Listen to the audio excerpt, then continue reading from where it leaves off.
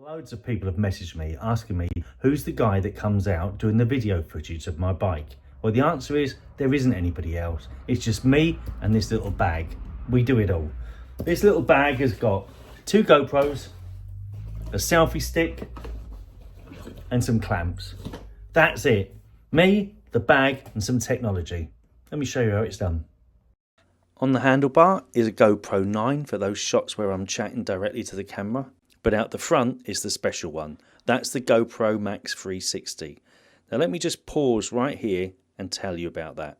The GoPro uses the combined footage of 2 wide-angle lenses on each side to create a complete 360 video of everywhere around it. Because of this, you don't have to worry about which angle you put the GoPro at. All of that is taken care of in the software afterwards. Another trick is, if you line the GoPro up with the selfie stick, as it digitally stitches those 2 video feeds together, it makes the selfie stick disappear. Brilliant. I use an Insta360 selfie stick because I find that really robust, connected to 2 adjustable clamps. This allows me to change the angle to that low down shot so it looks like someone's riding next to me.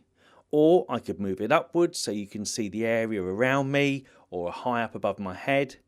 And the most common shot I do is the one where the camera's out the front looking at me or swapping it around to see where I'm going.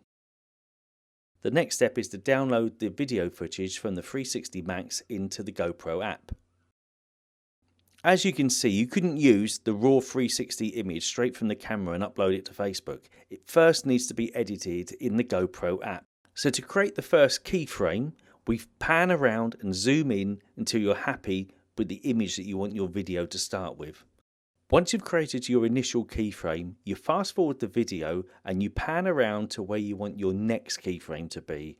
Again, you pan, you zoom. Once you're happy, you click the blue button. And we keep doing this all the way through the video clip.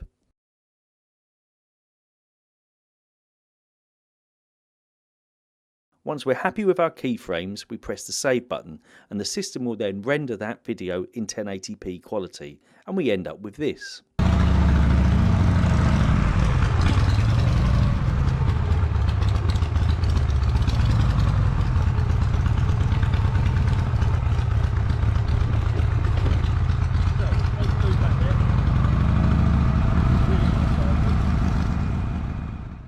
I then import the video files and some audio into Final Cut Pro on the Mac.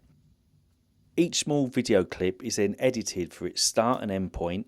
I then adjust it to suit the music file and then maybe add some crossfade in so it blends between each clip. Once it's done, it's rendered and you end up with this.